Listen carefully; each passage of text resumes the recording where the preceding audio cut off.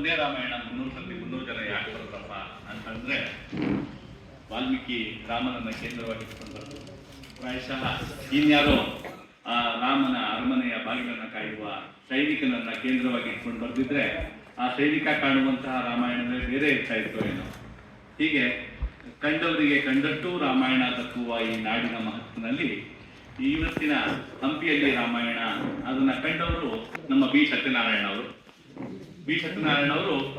ಲೆಕ್ಕ ನಿಯಂತ್ರಣಾಧಿಕಾರಿಗಳು. ಈ ಲೆಕ್ಕಗಳ ಗಣಿತವನ್ನ ಬಿಟ್ಟು ಅವರು ಈ ತರದ ಒಂದು ಕೃತಿಯನ್ನು ದಾಖಲಿಸಬೇಕು ಅನ್ನೋ ಪ್ರೀತಿಯಿಂದ ಈ ಕೃತಿಯನ್ನು ರಚಿಸಿದ್ದಾರೆ. ಅವರು ದಯಮಾಡಿ ವೇದಿಕೆಗೆ ಆಗಮಿಸಬೇಕು ಅಂತ ಅವರಲ್ಲಿ ಕೇಳ್ಕೊಳ್ತೇನೆ. ಕರ್ನಾಟಕದ ಇತಿಹಾಸದಲ್ಲಿ ಅಧಿಕಾರಯುತವಾಗಿ ಕರ್ನಾಟಕದ ಇತಿಹಾಸಗಳು ಶಾಸನಗಳ ಬಗ್ಗೆ ಮಾತನಾಡುವಂತಹ ಕೆಲವು ನಿಷ್ಠುರ ಸತ್ಯವಾದಿಗಳಲ್ಲಿ ನಮ್ಮ ದೇವರಕೊಂಡ ರೆಡ್ಡಿ ಅವರು ಪ್ರಮುಖರು. ಅವರು ಈ ಕಾರ್ಯಕ್ರಮಕ್ಕೆ ಆಗಮಿಸಿದ್ದಾರೆ. ಹಂಪಿ ನಮ್ಮ ಪರಂಪರೆಯ ಪ್ರಾಚೀನ ತಾಣ, ವಿಶ್ವ ಪರಂಪರೆಯ ಅಲ್ಲಿ ಸ್ಥಾನ ಪಡೆದಿರುವಂತಹ ತಾಣ. ಅಲ್ಲಿ ಶಿಲಾಲೇಖಗಳ ಮೇಲೆ ದಾಖಲಾಗಿರುವಂತಹ ಇತಿಹಾಸವನ್ನು ಈ ಕೃತಿಯಲ್ಲಿ ದಾಖಲಿಸಿರುವಂಥದ್ದು. ಅದು ಇವತ್ತು ಲೋಕಮುಖವನ್ನ ಕಾಣ್ತಾ ಇರುವಂಥದ್ದು. ಅದಕ್ಕಾಗಿ ಅವರು ಆಗಮಿಸಿದ್ದಾರೆ. ಅವರಿಗೂ ಪ್ರೀತಿಯ ಸ್ವಾಗತ. ಇನ್ನು ನಮ್ಮ ಚಿಂತಾಮಣಿ ಕೊಡ್ಲೆಕೆರೆ ಅವರು ಪ್ರಬಂಧಕಾರರು, ಕವಿಗಳು, ನಮ್ಮ ನಡುವಿನ ಪ್ರಾಜ್ಞರು, ಅವರಿಗೂ ಕೂಡ ಈ ವೇದಿಕೆಗೆ ಆತ್ಮೀಯವಾದ ಸ್ವಾಗತವನ್ನ ಕೋರ್ತಾ ಇದ್ದೇನೆ.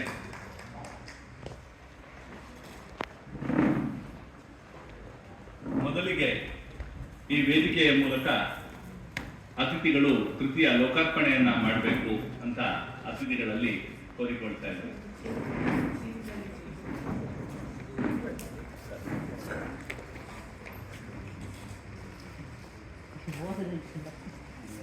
ಸರ್ ಹತ್ರ ಬನ್ನಿ.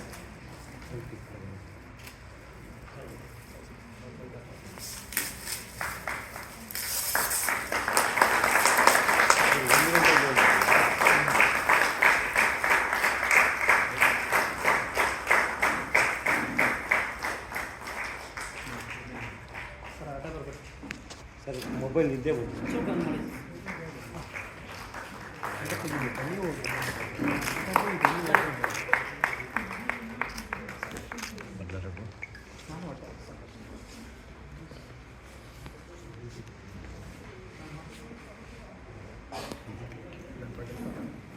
ಧನ್ಯವಾದಗಳು ಸರ್. ಈ ಕೃತಿಯ ಬಗ್ಗೆ ಒಂದು ಪರಿಚಯಾತ್ಮಕವಾದ ಅವಲೋಕನವನ್ನ ನಮ್ಮ ಚಿಂತಾಮಣಿ ಕೊಡ್ಲೆಕೆರೆ ಅವರು ಮಾಡಿಕೊಡ್ಬೇಕು ಅಂತ ಅವರಲ್ಲಿ ವಿನಂತಿಸ್ತಾರೆ.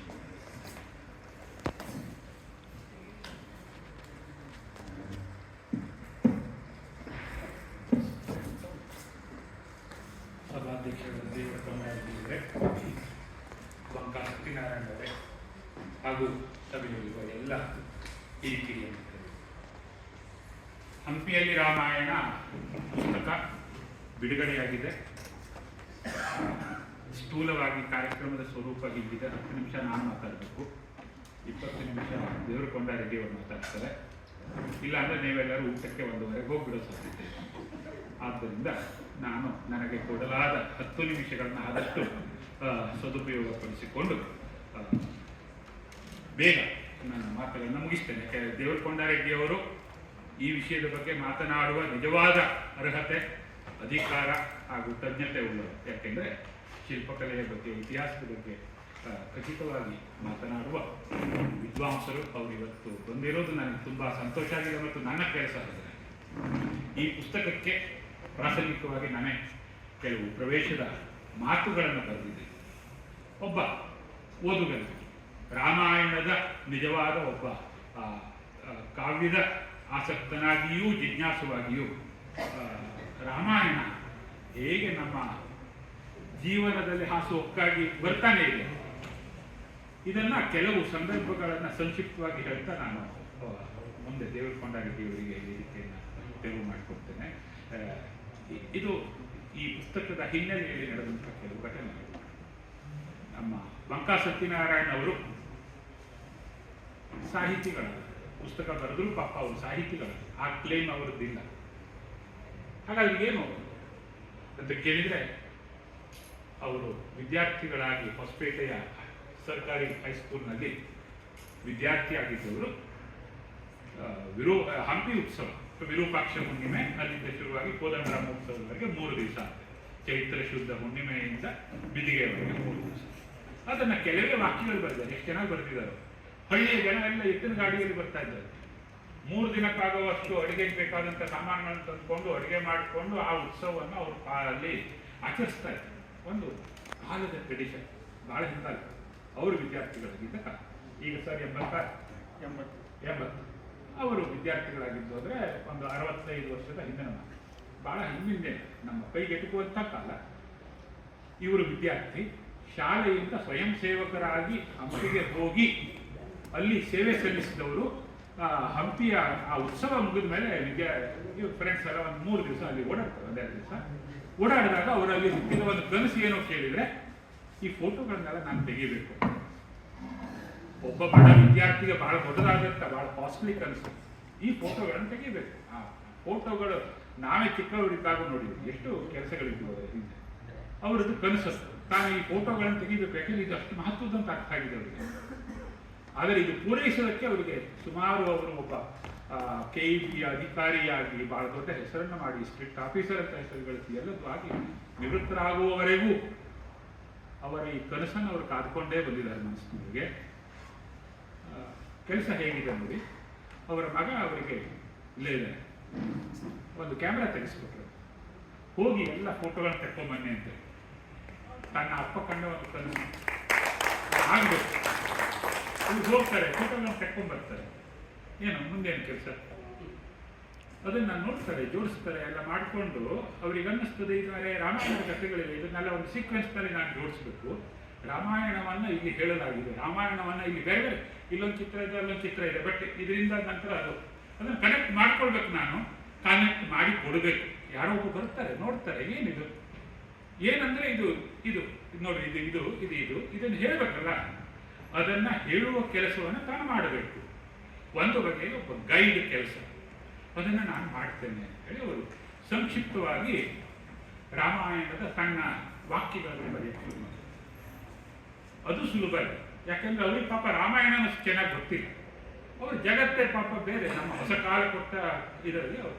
ಸೊ ಅವರು ಫೋಟೋಗ್ರಫಿ ಕಲ್ತರು, ವಾಕ್ಯ ಬರೆಯೋದು ಕಲ್ತರು, ರಾಮಾಯಣವನ್ನು ಬೇರೆ ಬೇರೆ ಕಡೆಯಿಂದೆಲ್ಲ ಕಲೆಕ್ಟ್ ಮಾಡಿಕೊಂಡು ಅವುಗಳನ್ನೆಲ್ಲ ಸೇರಿಸ್ಕೊಂಡು, ಆಮೇಲೆ ಈ ಮಗ ಬಿಡಲಿಲ್ಲ, ಇದು ನೀವು ಇನ್ನೂ ಒಳ್ಳೆ ಕ್ಯಾಮ್ರಾ ಕೊಡಿಸ್ತೇನೆ ಅಂತ ಡಿಜಿಟಲ್ ಕ್ಯಾಮ್ರಾ ಕೊಡಿಸಿದಂತೆ ಮತ್ತೆ ಹೋಗಿ ಮತ್ತೆ ಒಳ್ಳೆ ಫೋಟೋ ತಗೊಂಡು.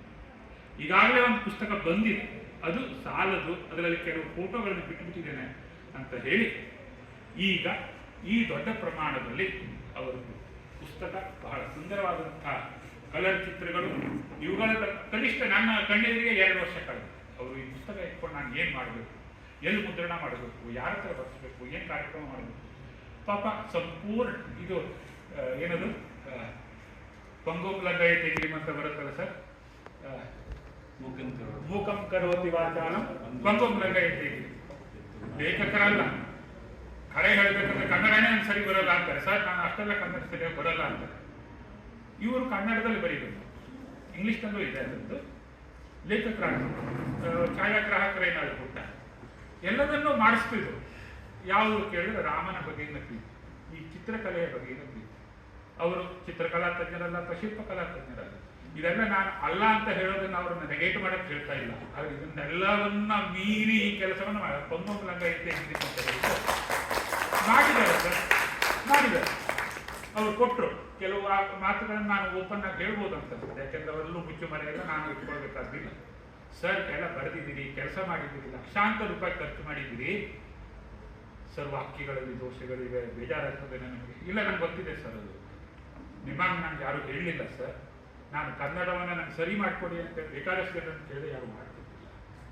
ನಮ್ಮ ಗೆಳೆಯರಿಗೆ ಬಂದಿದ್ದಾರೆ ಶರದ್, ಅವರಿಗೆ ವಹಿಸಿದೆ ಸರ್, ಒಂಚೂರು ಅವರಿಗೆ ಪಾಪ ಇಷ್ಟೊಂದು ಕೆಲಸ ಮಾಡಿದ್ದಾರೆ, ಅವರಿಗೆ ಒಂದು ಸ್ವಲ್ಪ ವಾಕ್ಯಗಳಿವೆ, ಅಲ್ಲಿ ಇಲ್ಲಿ ಸ್ವಲ್ಪ ನೀವು ಸರಿಪಡಿಸ್ಕೊಟ್ರೆ ಅಥವಾ ಪ್ರೂಫನ್ನು ತಿದ್ದುಕೊಟ್ರೆ ಉಪಕಾರ ಆಗುತ್ತೆ ಮಾಡಿದ್ದಾರೆ. ಅಯ್ಯೋ ರಾಮಾಯಣ ಮತ್ತೊಂದ್ಸಲ ಓದೋ ಅವಕಾಶ ಆಯ್ತಲ್ಲ ಸರ್, ದಯವಿಟ್ಟು ಕೊಡಿ ಅಂತ ಅವರು ಪ್ರೀತಿಯಿಂದನೇ ಆ ಕೆಲಸವನ್ನು. ಇಷ್ಟು ಇದರ ಹಿನ್ನೆಲೆ. ಇನ್ನು ರಾಮಾಯಣದ ಬಗ್ಗೆ ನಾನು ಹೇಳಬೇಕಾದ್ದು ಜಾಸ್ತಿ ಏನೂ ಇಲ್ಲ, ಅದನ್ನು ಮತ್ತೆ ನನಗಿರೋ ಕಡಿಮೆ ಅವಧಿಯಲ್ಲಿ ಒಂದು ಶ್ಲೋಕ ಹೇಳಿದ್ರೆ ಇಡೀ ರಾಮಾಯಣ ಮುಗಿಬಿಡ್ತೀವಿ. ಏನದು ಆದವು ರಾಮ ತಪೋವನಾದಿಗಮನ ತತ್ವ ಕಾಂಚನರೆಲ್ಲ ಹೇಳಿದ್ರೆ ರಾಮಾಯಣ ಮುಗಿದು ಬೇಕಾಗಿದೆ. ರಾಮಾಯಣ ನಾನು ಹೇಳಬೇಕಾಗಿಲ್ಲ. ರಾಮಾಯಣವನ್ನು ಅವರು ಕಲಾರಾಮಾಯಣ ಅಥವಾ ಶಿಲಾರಾಮಾಯಣ ಹೇಳುವ ರೀತಿಯಲ್ಲಿ ಇಲ್ಲಿ ಸಿದ್ಧಪಡಿಸಿದ್ದಾರೆ ಅಂತ ಹೇಳಿ ಬಯಸ್ತೇನೆ. ಹಾಗೆ ಶಿಲ್ಪಶಾಸ್ತ್ರದ ಬಗ್ಗೆ ನಾನು ತಜ್ಞನಲ್ಲವಾದರೂ ಕೆಲವು ವಿಷಯವನ್ನ ಇವರಿಗೆ ಮುಂದುವರಿಯ ಮಾತುಗಳನ್ನು ಬರೀಬೇಕಾದ್ರೆ ನಾನು ಸ್ವಲ್ಪ ತಿಳಿಬೇಕಲ್ಲ ಅಂತ ಶಿಲ್ಪಶಾಸ್ತ್ರದ ಕೆಲವು ಭಾಗಗಳನ್ನು ಓದ್ತೇವೆ. ರಾಮ ಅಂದರೆ ಕಂಡುಹಿಡಿಯೋದು ಹೇಗೆ, ಲಕ್ಷ್ಮಣ ಅಂದರೆ ಕಂಡುಹಿಡಿಯೋದು ಹೇಗೆ, ಸೀತೆ ಅಂದರೆ ಕಂಡುಹಿಡಿಯೋದು ಹೇಗೆ, ರಾಮ ನಡುವಿನಲ್ಲಿ ಇರಬೇಕು.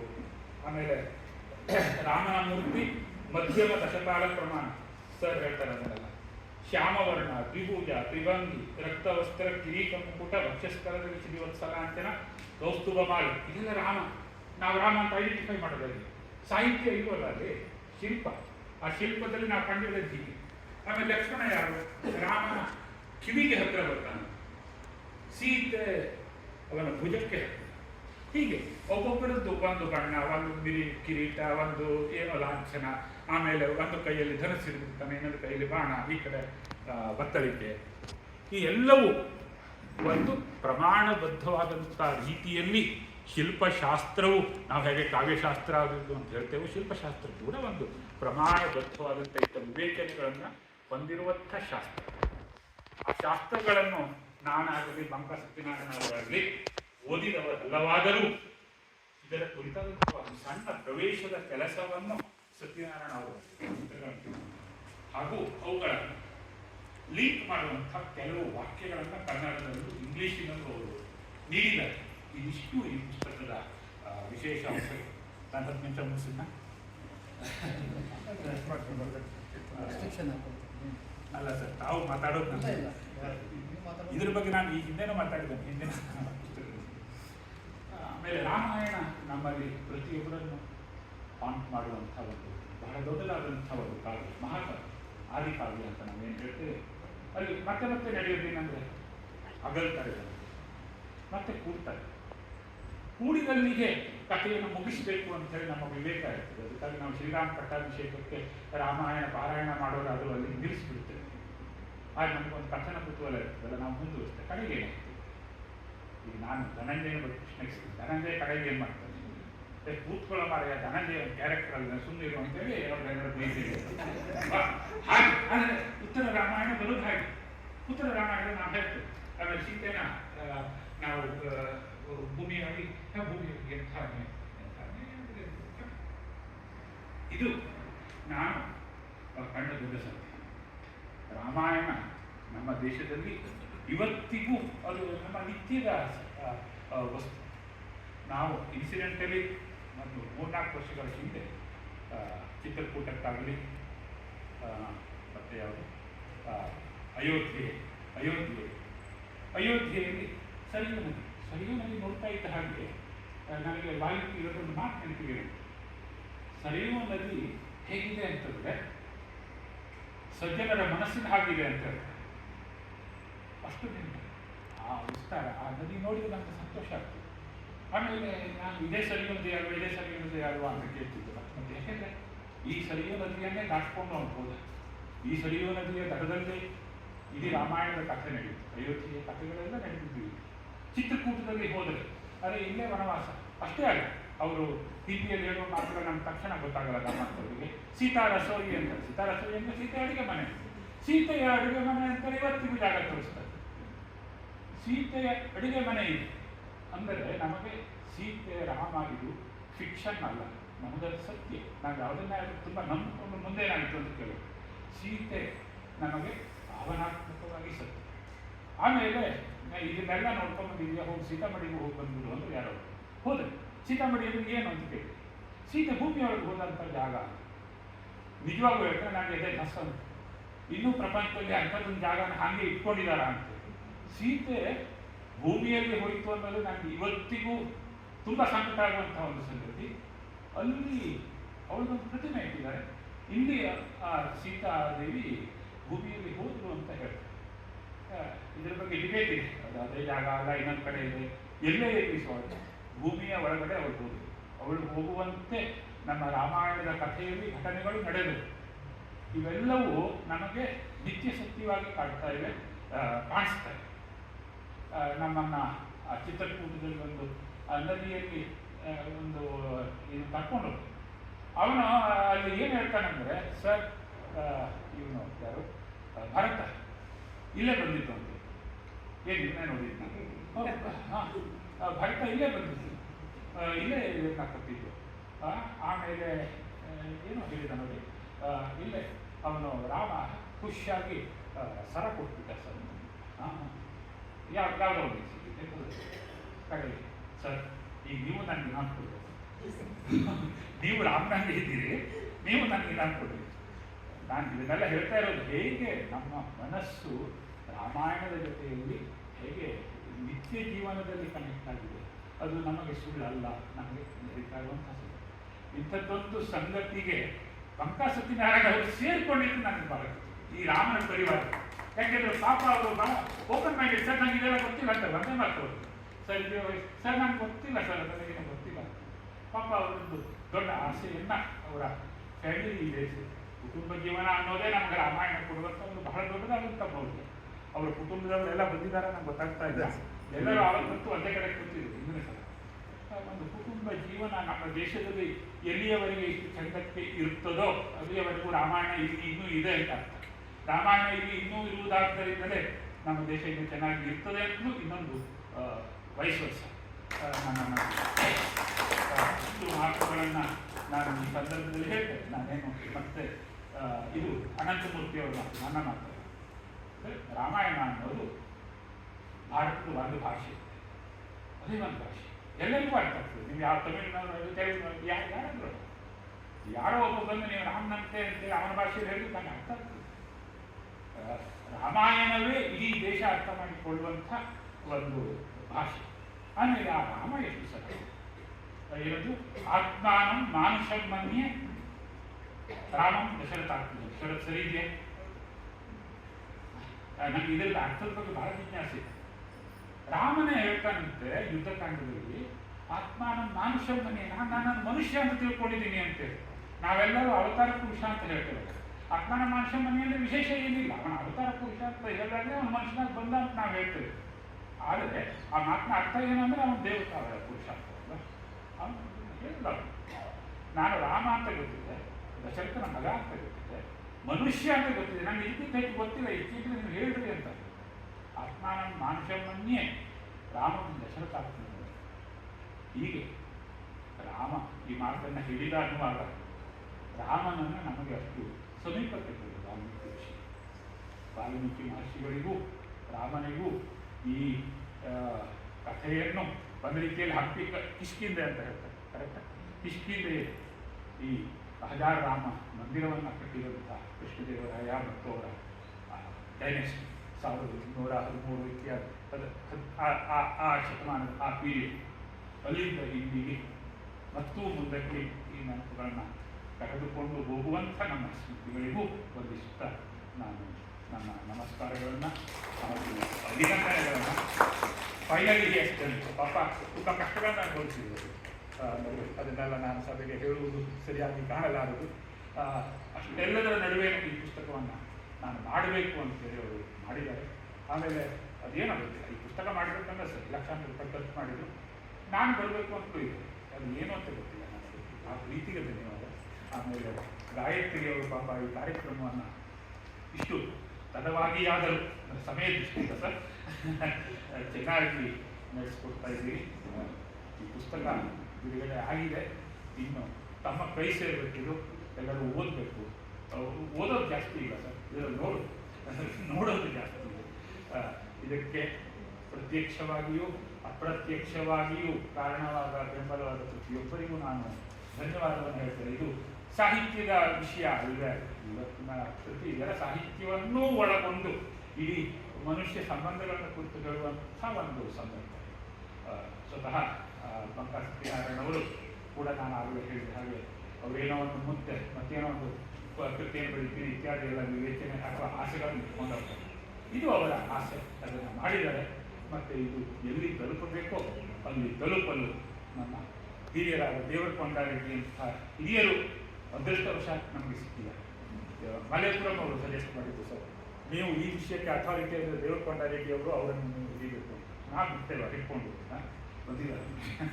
ಸೊ ತಮ್ಮೆಲ್ಲರಿಗೆ ಮತ್ತೊಮ್ಮೆ